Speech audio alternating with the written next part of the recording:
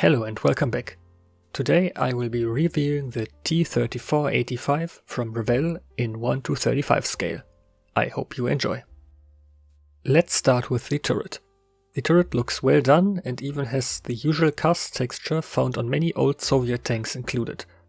Of course you can upgrade and refine it later, but it is a nice addition nonetheless.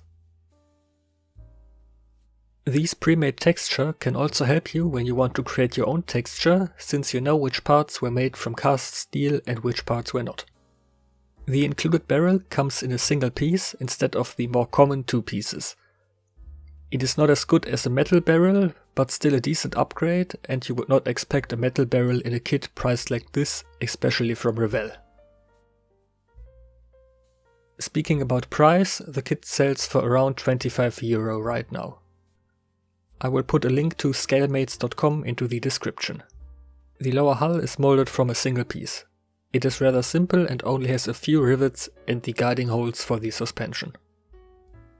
The upper hull comes in a single piece as well.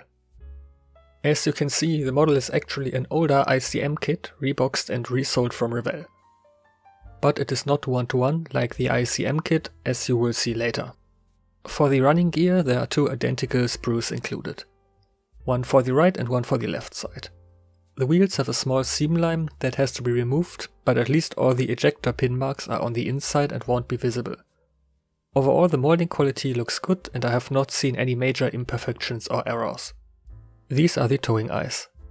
They come separate from the cable itself, which is very good as you will see later. The swinging arms are made from one piece and are not movable, unless you make some modifications to the parts yourself. I'm actually very impressed with the level of detail some of these parts have. Unlike the actual tracks, the spare tracks are made from single pieces. You might think you have already seen some parts like this backplate for example, which is actually correct. These sprues include a surprising amount of unused parts. Seats for the driver are included as well, but that and the gun breech is about all you will get for the interior. The periscope and the spotlight come as clear parts. And this is the reason the separate towing hooks are so good.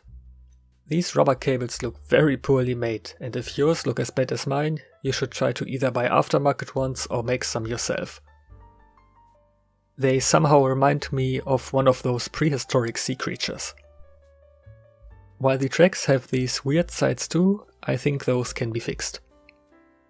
Other than that, they look decent and they seem to at least bend on the right position, but you can always buy aftermarket ones if you want to replace them. The decals are different from the ICM ones and are made from Revell. You have some interesting options next to the Soviet ones like Vietnamese and Syrian, and even one for a variant captured by the Germans. The included coloring guides are for an unidentified Soviet unit 1944-1945, the 202nd Armored Regiment from the PAV, a pro-Syrian militia from Beirut 1982, and this captured one from the 1. Kompanie, 9. Panzerregiment, 25. Division, Fürstenwalde. And that wraps up this short review. I hope you enjoyed it. If you did, please leave a like, comment and subscribe for more content. See you next time. Goodbye.